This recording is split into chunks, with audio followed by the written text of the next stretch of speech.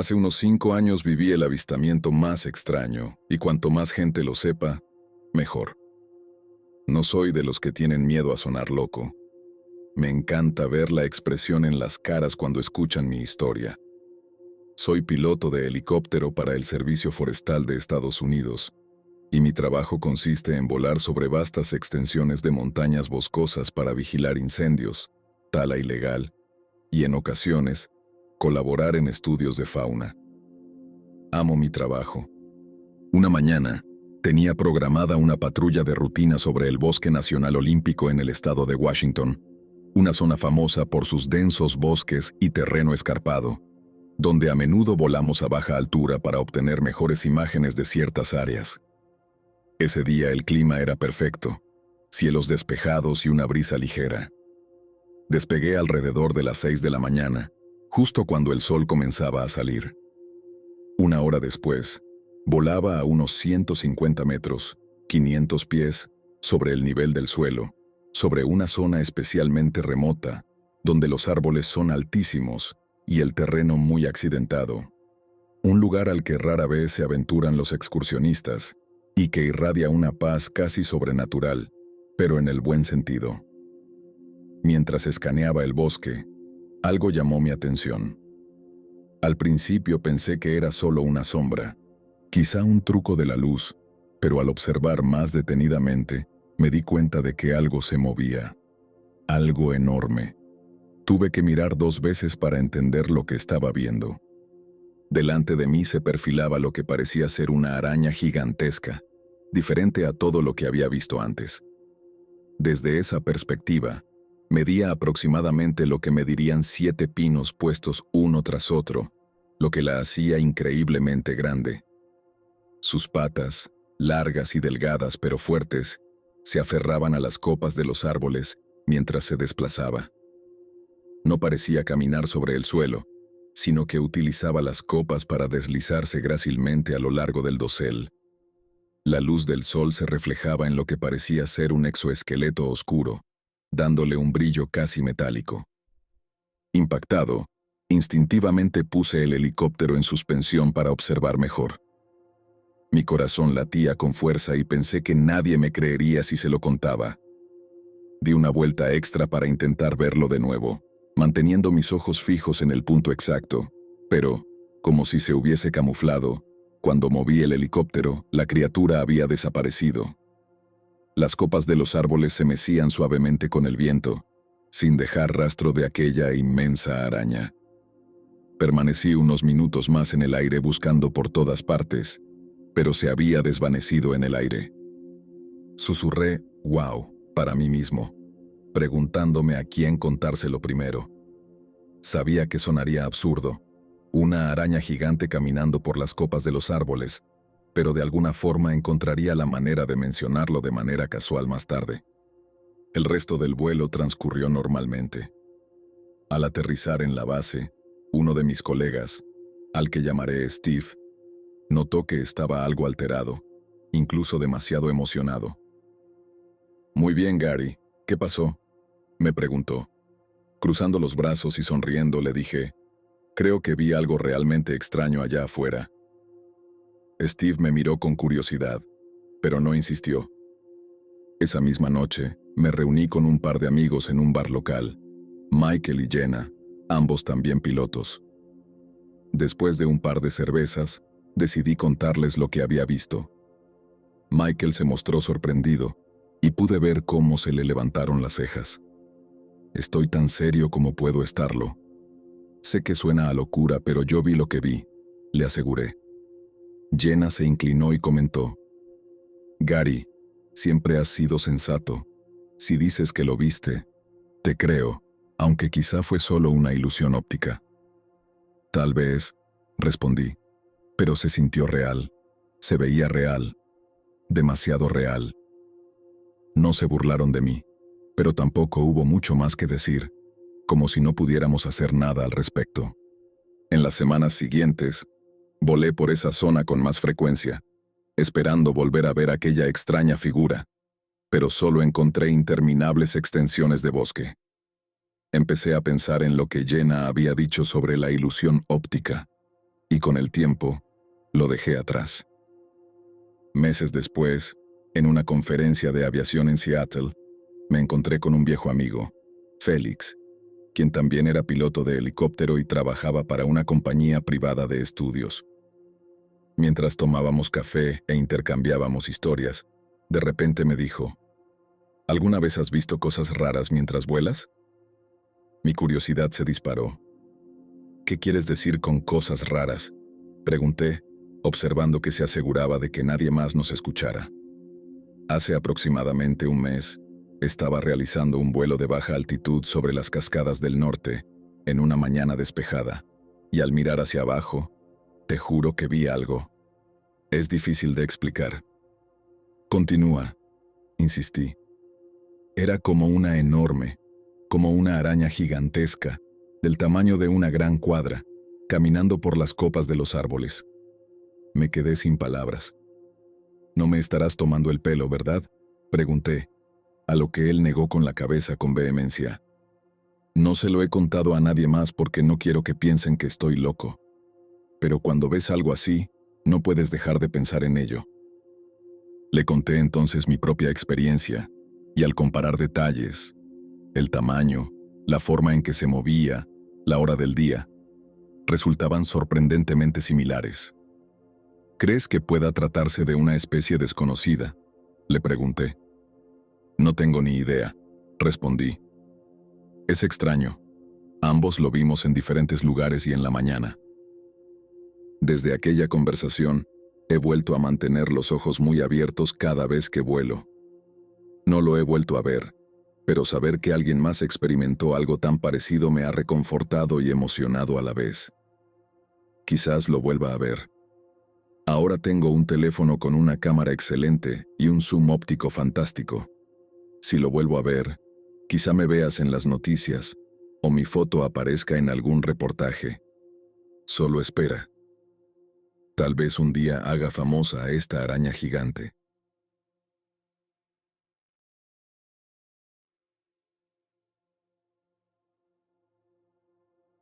Hace algunos años, en Dead Man's Gulch de Sherman, trabajaba como técnico de campo para una pequeña compañía de telecomunicaciones en Colorado. Mi tarea consistía en desplazarme a zonas remotas para dar mantenimiento a nuestros equipos, mayormente torres de celular y estaciones de relevo escondidas entre las montañas. Un jueves, mi jefe me pidió que subiera a una estación de relevo cerca de un lugar llamado Dead Man's Gulch. No es el nombre real, sino un apodo que los lugareños usan con justa razón, ya que la estación estaba enviando señales irregulares y necesitaban arreglarla antes del fin de semana. Nunca había estado en ese sitio, pero acepté. Horas extras significaban paga extra, y yo no iba a dejar pasar la oportunidad. Salí temprano la mañana siguiente en uno de los camiones de la compañía, cargado con herramientas y repuestos. La primera parte del trayecto fue familiar. Tranquilos caminos de montaña bordeados de pinos y alguna que otra cabaña. Sin embargo, tras una hora, tomé un camino de tierra que se internaba en el bosque profundo. El GPS era intermitente, pero llevaba un mapa físico y las direcciones parecían bastante claras. Después de unos 20 minutos recorriendo la carretera de tierra, me encontré con una reja oxidada.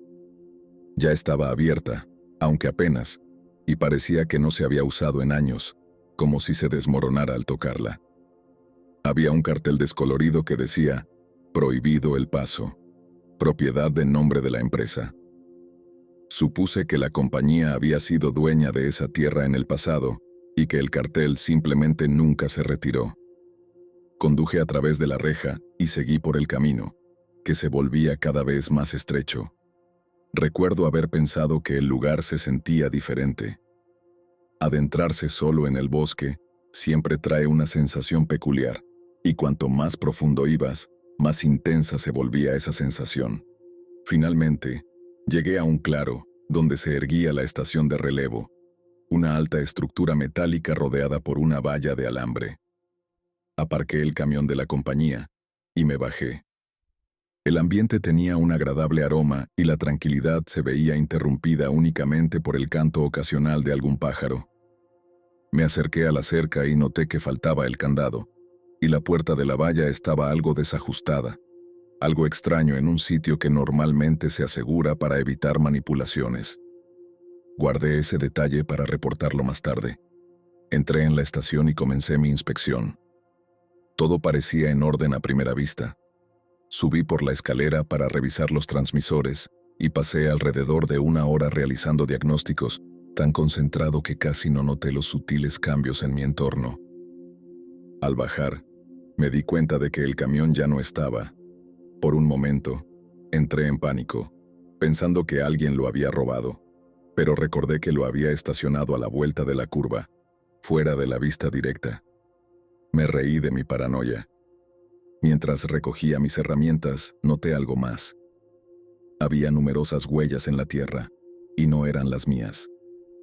Eran pequeñas, como las de un niño o de una persona de baja estatura, y parecían hechas a pie descalzo. Al observarlas, se notaba que provenían del bosque, rodeaban la instalación y luego volvían a internarse entre los árboles. No creo que estuvieran allí antes, ya que las habría notado. Algo en ello me resultó inquietante. Tal vez se tratara de una travesura local, pero ¿por qué descalzos? Y en un lugar tan remoto. Decidí que era hora de marcharme. Aseguré lo mejor posible el equipo y me dirigí hacia el camión. Mientras caminaba, tuve esa sensación típica de entrar en un sótano oscuro, coger lo que necesitabas y, al dar la vuelta, sentir que debías correr como si algo te persiguiera. Pensé que era ridículo. Era un hombre adulto. Estaba allí para trabajar, no para temer a fantasmas invisibles. Aún así, no dejaba de echar miradas por encima del hombro, por si acaso, aunque no veía nada. Al llegar al lugar donde había aparcado, me detuve en seco. El camión había sido movido. Estaba a unos 9 metros más adelante, aparcado en un ángulo distinto y con la puerta del lado del conductor abierta. Mi corazón se aceleró. Sabía exactamente dónde lo había dejado, y allí ya no estaba. Me acerqué con cautela, escaneando el bosque a ambos lados y llamando. ¿Hola? ¿Hay alguien ahí? Revisé el interior del camión. Las llaves seguían en el encendido, gracias a Dios, y nada parecía faltar. Recobrando la calma, subí al vehículo e intenté arrancarlo. No era una película de terror, y el motor giró sin problema. Empecé a alejarme, y fue entonces cuando, en el espejo retrovisor, noté algo. Una figura parada al costado de la carretera, parcialmente oculta tras un árbol. No pude distinguir bien sus rasgos desde allí, pero definitivamente parecía una persona. Pensé en detenerme, pero decidí no hacerlo. Algo en aquella situación me parecía extraño. Después de unos minutos conduciendo, llegué a la reja oxidada, pero ahora la reja estaba cerrada. De hecho, una pesada cadena la envolvía, asegurada con un candado, lo cual no tenía ningún sentido, ya que cuando pasé por allí la reja estaba abierta y no vi a nadie más en el camino. Esa sensación de querer huir volvió. La ignoré, bajé del camión e inspeccioné el candado. Era viejo y oxidado, como la reja, pero sólido. Caminé de regreso hacia mi camión para ver si tenía algo que pudiera romperlo. Mientras revisaba mis herramientas, escuché un ruido de hojas moviéndose detrás de mí. Me giré rápidamente, pero nuevamente no vi a nadie. Se estaba haciendo cada vez más tarde, más oscuro, y no quería seguir en el bosque. Cuando la noche cayó por completo, decidí intentar rodear la reja. El terreno era accidentado, pero el camión estaba hecho para condiciones off-road. Mientras lo maniobraba fuera del camino, las llantas se hundieron en la tierra blanda. Intenté retroceder, pero las ruedas giraron en vano. Supuse que estaba atascado. Me frustré y cada minuto mi ansiedad aumentaba. Agarré una linterna y salí para evaluar la situación. Mientras caminaba alrededor del camión, oí pasos suaves detrás de mí y, te lo aseguro, escuché a alguien susurrar. «Lárgate». Giré la linterna en un instante, pero no vi a nadie. así que comencé a iluminar de forma errática entre los árboles y arbustos, gritando, ¿quién está ahí?, sin obtener respuesta. Decidí volver por el camino, pensando que quizá podría conseguir señal de celular para pedir ayuda. Mientras avanzaba, la sensación de ser observado se intensificaba. Entonces, esa misma voz volvió a hablar. No deberías estar aquí. Empecé a correr de regreso hacia el camión. Al acercarme, vi que la puerta del lado del conductor estaba cerrada y había algo manchado en la ventana. Al inspeccionarlo, me di cuenta de que era una huella pequeña y embarrada. Mis manos temblaban tanto al intentar abrir la puerta que ésta seguía bloqueada y mis llaves estaban dentro. ¿Cómo era posible? En ese momento, el pánico y el horror se apoderaron de mí. Recordé que tenía una llave de repuesto bajo el chasis. Me tiré al suelo, buscando hasta encontrar mi pequeña caja magnética. Desbloqueé la puerta, salté dentro y probé el motor, que no tuvo problemas para rugir a la vida. Ya no me importaban las rejas. Di reversa, gané suficiente distancia y choqué directamente contra ella. Afortunadamente, el impacto no fue tan violento como esperaba. La vieja cadena se rompió rápidamente y la reja se abrió. Aceleré por el camino de tierra sin atreverse a mirar atrás. No fue hasta que llegué a la carretera principal que empecé a respirar más tranquilo. Me detuve a un lado, con las manos aferradas al volante, tratando de comprenderlo todo. Tras un momento, miré el espejo lateral y noté algo pegado a la parte trasera del camión. Bajé con cautela para revisar. Había un pequeño paquete atado al manillar del vehículo, hecho de ramitas y hierba entrelazadas con lo que parecían ser tiras de tela. No lo toqué. En su lugar, utilicé un destornillador para despegarlo y lo dejé al costado de la carretera. Regresé a la oficina y me dirigí directamente a mi jefe. Le conté todo, y aunque me escuchó, pude notar su escepticismo. Probablemente solo sean unos chicos jugando contigo, dijo. Y además, esa zona es conocida por los ocupantes y ermitaños. Si tuviera que adivinar, te topaste con uno que realmente no quería que estuvieras allí. Si ese era el caso, le sugerí que lo reportáramos. Aceptó notificar a las autoridades locales, pero no parecía demasiado preocupado. Supongo que tenía razón. La experiencia fue escalofriante, sí, pero quizá no fue peligrosa. Sea lo que fuere o quien fuera, tal vez solo querían que me fuera, no de una manera mortal. Aproximadamente un mes después de ese incidente, escuché sobre otro técnico que había sido asignado al mismo lugar un día, y lo que supe me perturbó y me aterrorizará para siempre. Desapareció. Hasta el día de hoy no se le ha encontrado. Lo único hallado fue su camión de la empresa abandonado cerca de la misma reja oxidada, sin rastro alguno de él. Eso fue todo para mí. Renuncié al trabajo y me mudé de estado poco después. Hasta ahora, no sé quién o qué estaba allí, pero si tuviera que adivinar, había un ermitaño o algún vagabundo que no temía matar para mantener en silencio su lugar favorito. Espero estar equivocado. Espero que encuentren a ese técnico, pero por ahora, no volveré a acercarme a ese estado.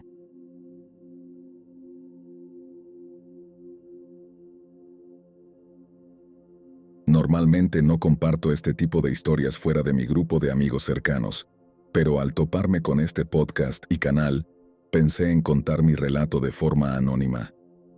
Pueden llamarme simplemente Jack. Llevo ya unos años guiando a la gente. He conducido a muchos grupos por los senderos agrestes de las montañas Cascade y me enorgullezco de mantener a todos seguros mientras disfrutan de la belleza del exterior. Hace unos veranos, mis buenos amigos Barney y Shelby me pidieron que liderara una excursión para celebrar sus recientes bodas. Querían algo memorable y asequible antes de instalarse en la vida de casados. Con nosotros se unieron Cassie y Gab. Cassie era la dama de honor de Shelby y Ryan el padrino, acompañado de su novia Sophie. Éramos un grupo muy unido y estábamos todos emocionados por nuestra semana llena de naturaleza salvaje. Habíamos planeado abordar una ruta poco conocida que ya había explorado previamente, aunque aún no había guiado a nadie por ella. Prometía vistas impresionantes, prados alpinos y el tipo de soledad que hoy en día es difícil de encontrar y, a la vez, imposible de dejar pasar. Nos reunimos temprano un sábado por la mañana. Verifiqué 3 veces nuestro equipo y me aseguré de que todos tuvieran lo esencial. Eran mis amigos cercanos, pero no iba a escatimar con ellos. El ambiente era de euforia mientras partíamos bajo un cielo despejado. Los primeros días transcurrieron de maravilla. No podía creer lo colaborativo que estaba siendo el clima, incluso con buenos pronósticos. A veces las cosas pueden torcer repentinamente, pero todos estábamos en buena forma para afrontar los senderos sin problemas. Durante el día, atravesamos densos bosques y cruzamos arroyos murmurantes, y por la noche, acampábamos bajo un manto de estrellas. Antes de dormir, nos sentábamos alrededor de la fogata, compartiendo historias y riendo, simplemente amigos disfrutando de la naturaleza. El tercer día, las cosas empezaron a cambiar. Escúchenme bien. Como guía, alguien que ha pasado años en el bosque, me gusta decir que estoy más en sintonía con los sonidos de la naturaleza. Así que cuando digo ese cliché de que el bosque se siente más callado y quieto, espero que lo crean un poco más, porque fue justamente lo que empecé a notar. Los bosques se iban quedando en silencio, volviéndose menos activos. Me pareció extraño y, aunque no dejé que esto afectara nuestro recorrido y diversión, lo tuve en mente por si significaba algo malo. Quizás se avecinaba una tormenta, o había algún depredador cerca, o tal vez simplemente estábamos perturbando el lugar. Alrededor del mediodía, paramos a almorzar en un pequeño claro. Cassie se alejó un poco para tomar algunas fotos y nos llamó. «Hey chicos, vengan a ver esto». Nos acercamos y la encontramos parada junto a un conjunto de grandes huellas en la tierra blanda. Me dejó sin aliento. En todo mi tiempo por aquí, nunca había visto huellas como estas. He visto huellas de personas, gente con pies grandes caminando descalzos por sus campamentos. He visto huellas de osos y cosas por el estilo, pero estas no eran de eso. Eran enormes huellas humanoides, mucho más grandes que cualquier pie humano, y con una separación mucho mayor que un paso normal. ¿Creen que podría ser un oso?, sugirió Gab. No parece, pero tal vez se haya caminado sobre sus propias huellas y por eso se vean raras, dije, mirando detenidamente. Pude haber dicho podría ser, pero mentí. No quería alarmar a nadie, aunque en mi interior estaba algo alterado. No eran huellas de oso. Los osos tienen una forma distinta en sus patas, y estas parecían claramente huellas humanas de una persona colosal. Continuamos avanzando, y mantuve mis ojos bien abiertos ante cualquier cosa fuera de lo común. A medida que seguíamos, esa sensación inquietante se aferraba a mí. Juro que el bosque se iba quedando aún más callado, hasta el punto de que incluso Sophie lo notó y comentó durante una pausa para beber agua. ¿Por qué está tan silencioso aquí? Estamos en medio del bosque. Pensarías que estaría lleno de ruido por todos los bichos y demás. Jack, ¿crees que es normal? Depende de la zona, respondí. Es verdad. Algunas áreas del bosque pueden ser más silenciosas que otras, pero sí, es un poco extraño. Esa misma noche, montamos campamento cerca de un lago alpino. El escenario era perfecto, como salido de una hermosa pintura, con cumbres lejanas como telón de fondo. Preparamos la cena y nos acomodamos para la noche. Mientras nos relajábamos, oímos un susurro distante seguido por el inconfundible crujido de ramas rompiéndose. Todos nos quedamos quietos y en alerta. Finalmente dije, probablemente solo sea un ciervo, chicos. Intentaba mantener el ánimo ligero. Eso fue mucho más grande que un ciervo, replicó Ryan. Eché un vistazo hacia la oscuridad más allá de la fogata. Quizás era un alce, ya que son más grandes que los ciervos y más comunes por aquí. Era lo que quería creer, aunque no estaba tan seguro. Nos fuimos a dormir, pero yo tuve dificultades para conciliar el sueño. Era responsable de la seguridad de todos y no me gustaba hacia dónde se dirigían las cosas. Seguía escuchando, pero todo permanecía en silencio. A la mañana siguiente, realicé una rápida revisión del perímetro, pero no encontré nada fuera de lo normal. El cuarto día, al subir más alto en las montañas, Shelby señaló algo al lado del sendero. Más de esas grandes huellas, mucho más frescas que la primera que habíamos encontrado. «Eso es raro», dijo Barney de inmediato, buscando en mí alguna explicación. «Podrían ser unos bromistas haciendo de las suyas», ofrecí. Pero él me miró con una sonrisa ladeada y añadió: «Barney, no estoy 100% seguro de lo que es, pero te aseguro que no es para preocuparse. Créeme, he estado por aquí durante años. Estás más seguro en la naturaleza que en un avión o en un barco. Vamos, sigamos avanzando». Continuamos, pero el ánimo del grupo había cambiado. Las conversaciones se volvieron más silenciosas y todos parecían tensos. A media tarde, Sophie se detuvo. «¿Vieron eso?», susurró. «¿Qué fue?», preguntó Ryan. Ella señaló entre dos árboles. Creí ver a alguien moviéndose en paralelo a nosotros. Todos miramos, pero no vimos nada. Las sombras pueden engañar la vista, especialmente en este entorno. Nos sentimos algo aliviados y seguimos adelante. Yo sentía que nos observaban. De vez en cuando, captaba un movimiento por el rabillo del ojo, pero al girarme, no veía nada. Asumí que era paranoia. Esa misma tarde montamos el campamento, eligiendo un lugar que ofreciera una buena visibilidad y que fuera fácil de defender, aunque no esperaba que fuera necesario. Después de cenar, el grupo quedó en silencio. Finalmente, Cassie rompió el silencio. «Jack, ¿crees que hay alguien aquí con nosotros?». «¿A qué te refieres?».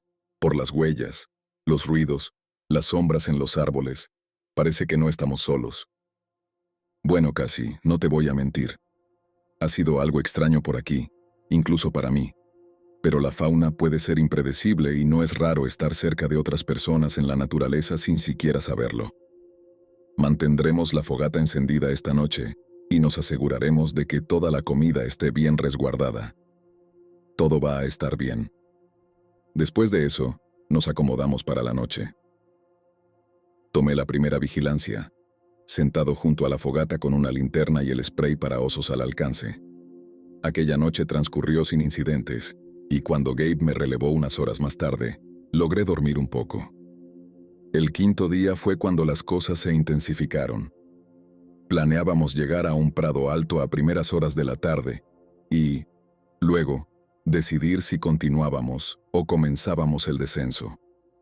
A medida que la sensación de ser observado se intensificaba en el prado, Gabe de repente gritó: «¡Miren allí!». A lo lejos, a unos 200 metros de nosotros, se alzaba una figura imponente, erguida, cubierta de un pelaje oscuro y enmarañado, y, sin lugar a dudas, enorme, mucho más grande que una persona y comparable a los osos más grandes que he visto. Nos observó por un momento. Ninguno se movió ni habló, pero finalmente Shelby preguntó: «¿Eso es?». La criatura inclinó ligeramente la cabeza, luego se dio la vuelta y se adentró en el bosque con una velocidad y agilidad notables para su tamaño. «¿Todos vieron eso?», preguntó Ryan con voz inestable. Asentimos. «Creo que es hora de volver», dije con firmeza. No hubo objeciones.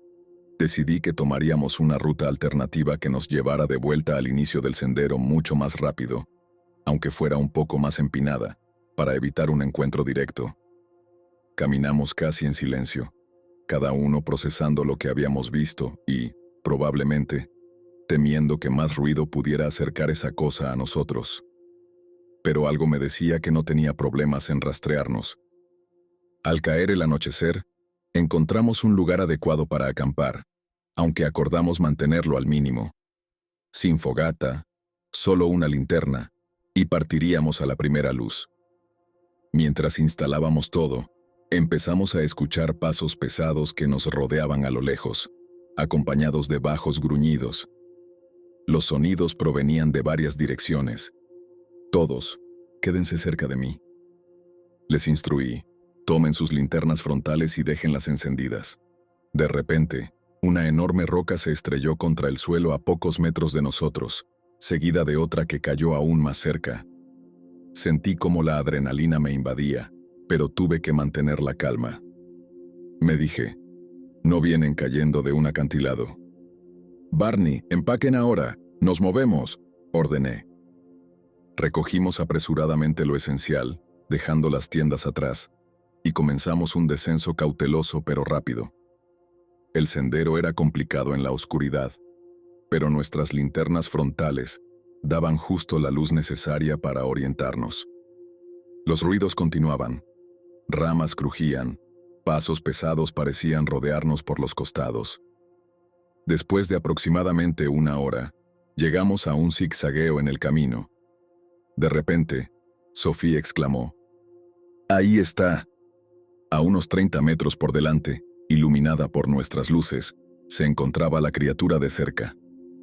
Era aún más imponente, fácilmente de 2,7 metros de altura, con hombros anchos y brazos largos que colgaban bajos. Sus ojos reflejaban nuestras luces, otorgándoles un brillo fantasmal. Emitió un profundo y resonante rugido que retumbó en las montañas y me erizó la piel.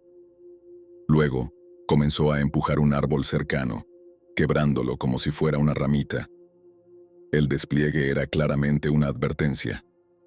«Retrocedan lentamente», susurré. «No corran», añadí, y eso fue lo que hicimos. Nos retiramos con cautela, manteniendo la mirada en la criatura. Ella no nos siguió. En cambio, continuó exhibiendo su fuerza. Una vez que doblamos la curva y la perdimos de vista, insté a todos a apresurarse.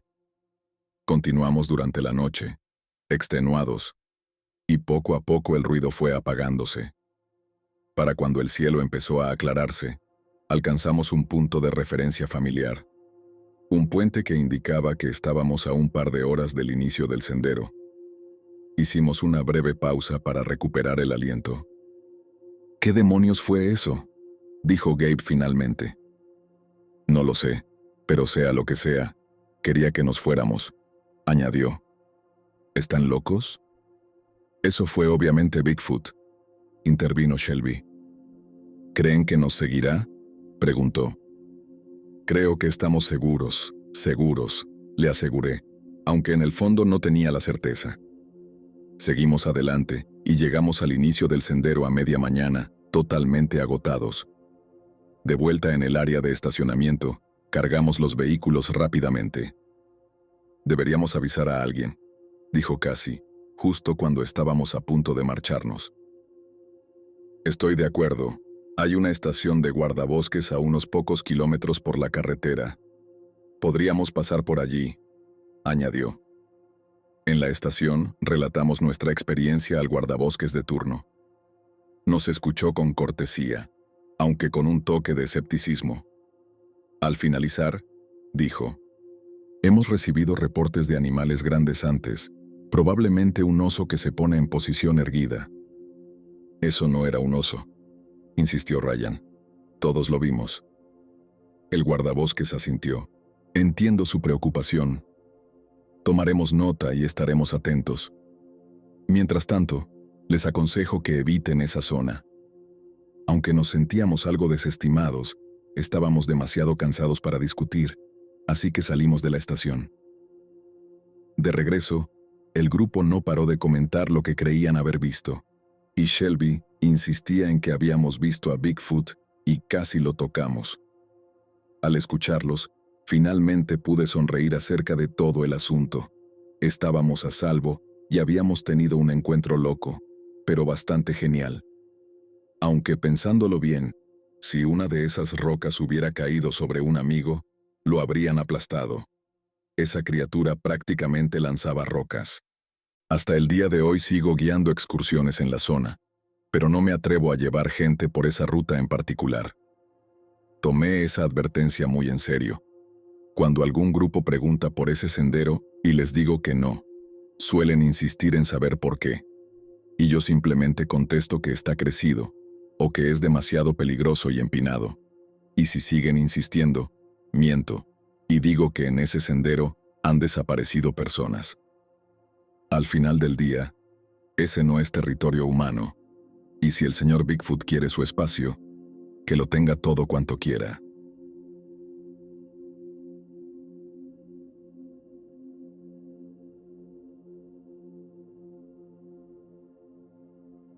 Solía ser policía, aunque no por mucho tiempo, apenas unos 5 años, pero cualquiera que haya llevado el distintivo sabe que no se tarda en acumular un montón de historias salvajes y, a menudo, disparatadas. Se convierten en una especie de moneda entre los oficiales, una medalla de honor en sí mismas. Nos dedicábamos a intercambiar estos relatos en los ratos libres, cada historia un poco más exagerada que la anterior, siempre intentando superarse mutuamente. Sin embargo, hay una historia que jamás les he contado, al menos no cara a cara. Si lo hiciera, me llamarían loco o mentiroso, pero les aseguro que cada palabra es, sin duda, la verdad absoluta. Y, sin lugar a dudas, fue la experiencia más aterradora que he vivido en mi trabajo o en mi vida. Ocurrió durante mi turno nocturno habitual. Al principio del turno, me presenté en la oficina para repasar todo lo relevante del turno de día. Informes pendientes, cierres, y para recoger un par de órdenes de arresto que luego intentaría ejecutar en mi zona. Después, hice mi parada de siempre en el Circle K, justo al otro lado de la calle. Nos ofrecían café gratis y yo no podía dejar pasar esa oportunidad. Me preparé una taza bien humeante y me dirigí al mostrador para conversar con Eric, el empleado del turno nocturno, que siempre estaba presente. La noche transcurrió tranquila, agradable y sin mayores incidentes, del tipo de turno que uno llega a olvidar. Cerca de las 4 de la mañana, cuando ya se aproximaba el cierre, y con el cambio de turno programado para las 6, admito que no me importó buscar un lugar silencioso donde pasar las últimas horas. Sin dudarlo, aparqué en algún sitio apartado, mantuve la radio encendida por si acaso, y de vez en cuando, la apagué para centrarme en la zona que estaba cubriendo esa noche. Mi sitio predilecto era un pequeño cementerio, al que llamo el cementerio Cypress Hill. No era una parcela familiar, sino un modesto y antiguo lugar de descanso final escondido en un camino secundario, en lo profundo del bosque. El tipo de lugar que nadie visita, especialmente después del anochecer. Era perfecto, silencioso, oculto y tan remoto que nunca tuve que preocuparme de que alguien se topase conmigo. Había estado sentado allí durante casi una hora cuando, de reojo, noté movimiento. Encendí mi linterna y enfoqué hacia la sombra en movimiento. Lo que vi al principio me hizo pensar que se trataba de un oso, grande, pesado y oscuro, pero algo no encajaba. Su cuello era absurdamente largo y sus patas, delgadas y fibrosas, aunque de alguna manera dejaban entrever músculo. Su pelaje estaba irregular, no por enfermedad, sino como si hubiese sido intencionadamente removido. Las áreas sin pelo dejaban al descubierto una piel tan pálida que parecía brillar débilmente con la luz. Su parte inferior, el vientre, el pecho y ese inquietantemente alargado cuello, estaban completamente desprovistos de pelo y lo más extraño de todo, esta criatura estaba dándolo todo en una de las tumbas. Realmente se entregaba, cavaba y arañaba el suelo sin descanso. Luego giró la cabeza hacia mi patrulla y me quedé paralizado. La cabeza se movió, pero el cuerpo permaneció inmóvil. Su cuello se torció de una manera que resultaba a la vez fluida y grotescamente antinatural. Sus ojos, enormes y desproporcionados para su rostro, parecían espejos negros, brillando con un fulgor sin vida. Sus orejas se estrechaban en puntas afiladas, más parecidas a las de un lobo que a las de un oso, pero incluso esa comparación se quedaba corta.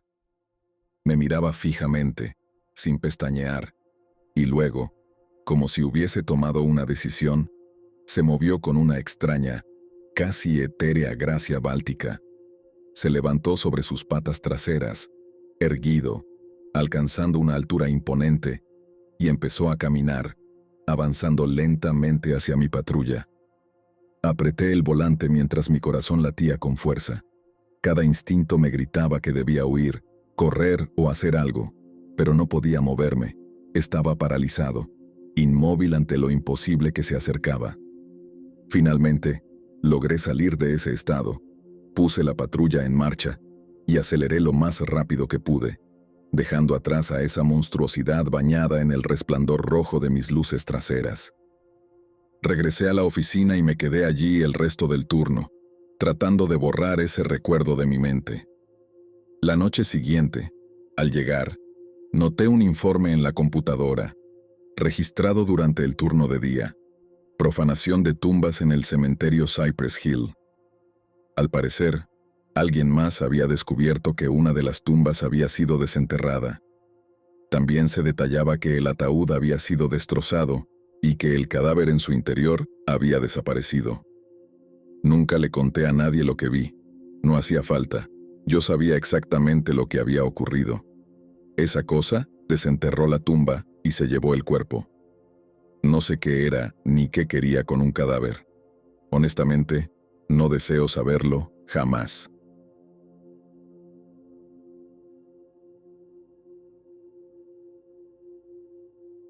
Soy un ingeniero geotécnico, y tras perder a mi novia en un accidente automovilístico, hace 6 meses, me sumergí en el trabajo. Largas horas y el agotamiento físico se convirtieron en mi único refugio contra el dolor constante de su ausencia. Cuando mi empresa consiguió un contrato para realizar perforaciones exploratorias en una remota cadena montañosa en Montana, me ofrecí como voluntario casi al instante. El proyecto formaba parte de una encuesta preliminar para una nueva represa hidroeléctrica. Era la escapatoria perfecta. Estaría aislado durante semanas, enterrado en el trabajo, sin ningún recordatorio de la vida que había perdido. Instalamos el campamento base cerca del pie de una montaña, en una zona conocida más por su naturaleza virgen que por cualquier desarrollo industrial. El equipo estaba formado por mí, 2 operadores de perforación llamados Georgie y Jimmy, y un geólogo, el Dr. Whitford. Nuestro trabajo era sencillo: perforar varios pozos para recolectar muestras de núcleos y evaluar las formaciones rocosas. Durante la semana siguiente trabajamos sin descanso, justo como yo quería. Organizamos turnos, perforábamos durante el día y analizábamos las muestras por la noche. El Dr. Whitford parecía encantado con los hallazgos preliminares. Según él, la roca era ideal para las necesidades del proyecto. No soy experto, así que no me hagas caso a mí. La historia realmente comienza en el 8º día, al anochecer. Ese día, mientras finalizábamos la jornada, escuchamos un sonido distante que se propagaba por los valles. Era un tono bajo y triste, un gemido que subía y bajaba como el viento, pero con una calidad inquietantemente orgánica. Me recordó a un lamento que una vez escuché en un rancho que visité años atrás. ¿Qué demonios crees que fue eso?, preguntó Georgie, mientras aseguraba un equipo de perforación. Probablemente solo la forma en que el viento sopla a través del valle, respondió Jimmy, que ya se encontraba escudriñando cautelosamente entre los árboles. En ese momento, el Dr. Whitford salió de la pequeña sala de análisis, ajustándose las gafas. Sí, el sonido se propaga de manera extraña en estas montañas. No es nada de qué preocuparse, comentó, sin ofrecer mayores explicaciones. Asentí, aunque mentiría si dijera que ese sonido no me ponía nervioso. Probablemente era solo la acústica de las montañas jugándome una mala pasada. Esa noche, el gemido continuó de forma intermitente, distante pero persistente. Estaba en mi tienda, mirando el techo, intentando pensar en otra cosa, cuando empecé a recordar a Stephanie, mi difunta novia, casi prometida. Sacudí la cabeza y apreté los puños, tratando de apartar esos pensamientos. Había superado rupturas antes, Pero superar la muerte de alguien a quien amaste de verdad era otra historia, algo que no desearía ni a mi peor enemigo. Al amanecer, durante el desayuno, los sonidos habían cesado. Nuestro pequeño equipo parecía ansioso por continuar, atribuyendo las perturbaciones de la noche anterior a una imaginación hiperactiva. Empezamos a perforar en un nuevo sitio, más arriba en la montaña. El día transcurrió sin incidentes, lo que normalmente era un alivio tras la intensa jornada. Georgie y Jimmy se turnaron para operar la maquinaria, mientras yo vigilaba las lecturas. Alrededor del mediodía, decidimos tomar un descanso y nos sentamos a comer. Tras un rato, un retumbar bajo se hizo presente debajo de nosotros. Al principio fue sutil, como un leve terremoto, o quizás el funcionamiento de alguna maquinaria pesada a kilómetros de distancia. ¿Terremoto?, preguntó Jimmy mirándome. No creí que sentiríamos uno por aquí.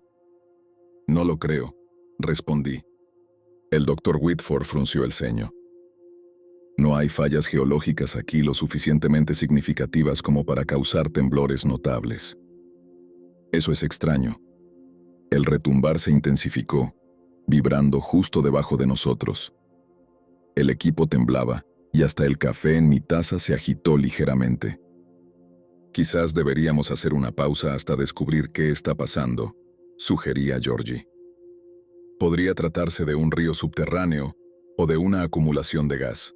Ya nos hemos topado con cosas más extrañas. Encogió de hombros. Después de unos minutos, el retumbar disminuyó y la tierra volvió a estar en calma. Acordamos continuar, pero con extrema precaución. De regreso en el sitio de perforación, tomé el control de la maquinaria mientras Georgie y Jimmy preparaban el siguiente conjunto de tubos para extraer las muestras. Conforme la broca penetraba más profundo en la tierra, observé los medidores de presión detenidamente. Todo parecía normal, hasta que alcanzamos unos 150 metros. De repente, la perforadora se sacudió y la plataforma se tensionó, como si hubiera encontrado una resistencia. «Alto», dije, disminuyendo la velocidad en los controles. «¿Qué sucede?», preguntó Georgie, mientras se acercaba a mí. «No estoy seguro. Parece que hemos golpeado algo duro, pero las lecturas no muestran un cambio significativo en la densidad de la roca». «Pues, podría ser una roca grande», comentó Jimmy. Decidí continuar a un ritmo más lento. Mientras la perforadora retomaba su avance, un líquido carmesí comenzó a filtrarse por el pozo. «Vaya, qué rayos», murmuré. El doctor Whitford se acercó, con los ojos muy abiertos detrás de sus gafas. «Podría ser barro mezclado con óxido de hierro», comentó Jimmy. Pero no era barro. La consistencia era más líquida y el color demasiado vivo. «Apaguen la máquina», ordené. Georgie cortó la energía y todos nos quedamos allí, observando cómo aquel fluido se extendía por el sitio de perforación.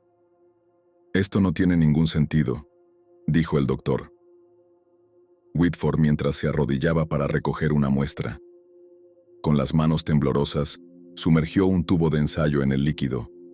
Al ponerse de pie, el suelo volvió a temblar, esta vez con más fuerza. Pude ver cómo la plataforma de perforación se balanceaba y nos costó mantenernos en pie. «¡Todos atrás!», grité. Nos alejamos tambaleándonos de la plataforma mientras el retumbar se intensificaba. De repente, el suelo junto al pozo se abultó, como si algo debajo de la superficie estuviera forzando su salida.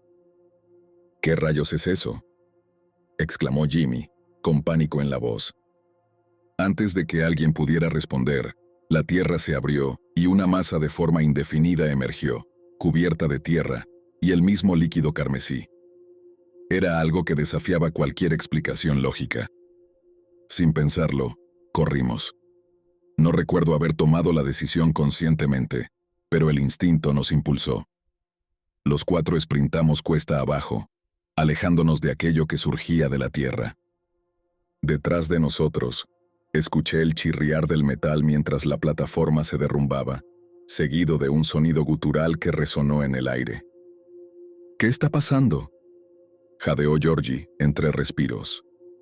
No hubo respuesta. Llegamos al campamento base, recogiendo cualquier suministro que encontráramos. El doctor Whitford, con notas y muestras en un frenesí, apenas lograba guardar sus cosas. «Tenemos que salir de aquí», dijo, con su habitual calma hecha trizas. «De acuerdo», respondí. «Los camiones están en la carretera de acceso. Debemos irnos». Nos subimos a 2 vehículos todoterreno. Yo tomé el volante del camión líder, con Jimmy a mi lado, mientras Georgie y el doctor Whitford se acomodaban en el segundo vehículo. A medida que acelerábamos por el terreno accidentado, el retumbar regresó, más intenso que antes. Vi cómo los árboles se mecían y algunas rocas caían en el camino. «Justo a tiempo», gritó Jimmy, permitiéndome evitar un enorme peñasco que se precipitaba tras nosotros. El segundo camión luchaba por mantener el ritmo. Agarré la radio. «Georgie, quédate cerca», intentó decir su voz entrecortada.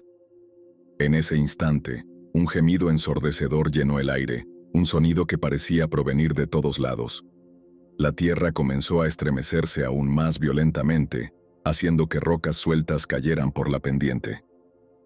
«Espera», grité, pisando el freno con fuerza. El camión se deslizó hasta detenerse, pero el segundo vehículo no tuvo tanta suerte.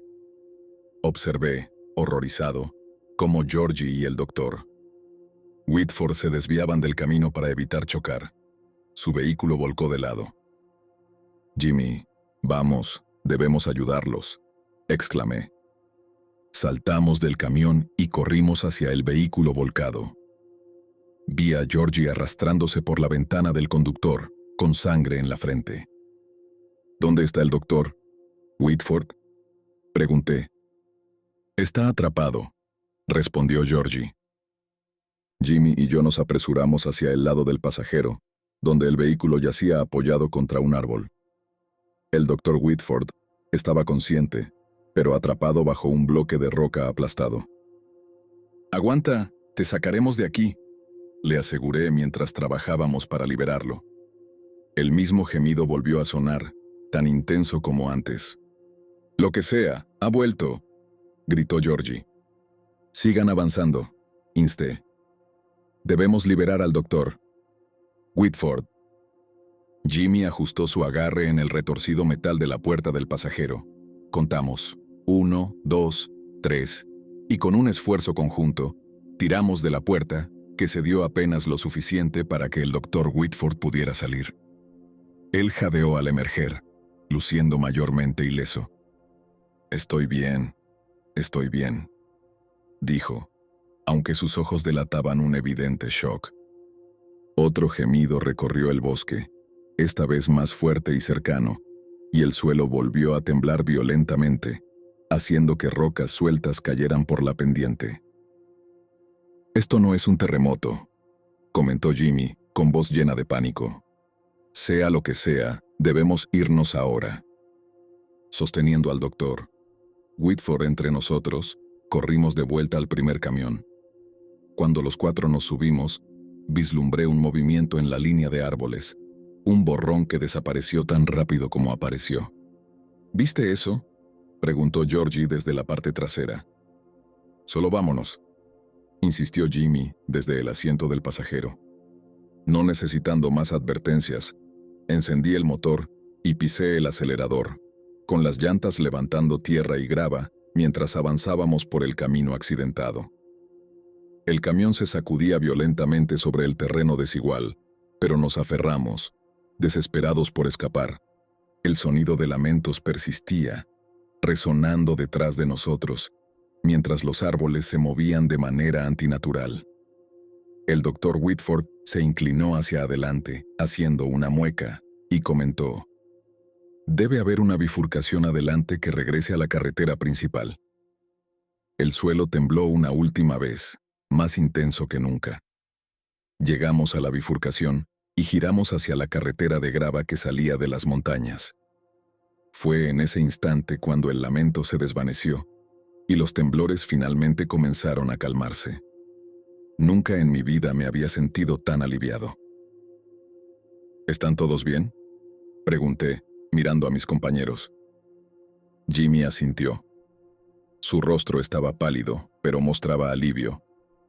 Georgie, con los ojos muy abiertos, se aferraba al respaldo del asiento de Jimmy, y el doctor Whitford sostenía su brazo, aunque logró esbozar una débil sonrisa. «Creo que vamos a vivir», dijo. No disminuimos la velocidad hasta que, a lo lejos, vislumbramos los límites de la ciudad más cercana. Al llegar al estacionamiento de una pequeña clínica en Hamilton, ayudamos al doctor Whitford a ingresar. Yo había dicho que estaba mayormente ileso, pero me equivoqué. Su brazo estaba visiblemente fracturado. Una enfermera lo llevó rápidamente a tratamiento, mientras nosotros nos desplomábamos en las sillas de la sala de espera. «¿Qué rayos pasó allá atrás?», preguntó Jimmy en voz baja. «No lo sé», admití, «pero no fue normal». Georgie se pasó una mano por el cabello. «Esos sonidos, el suelo temblando.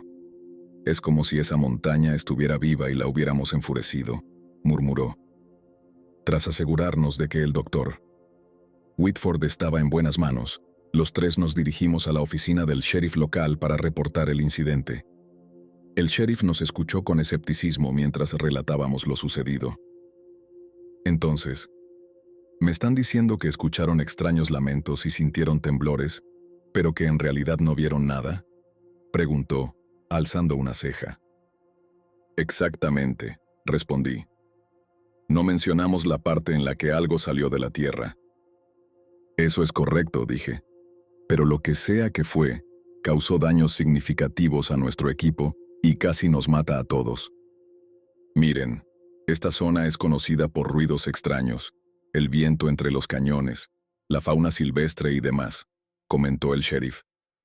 «En cuanto a los temblores, no se ha reportado actividad sísmica». Jimmy intervino con firmeza.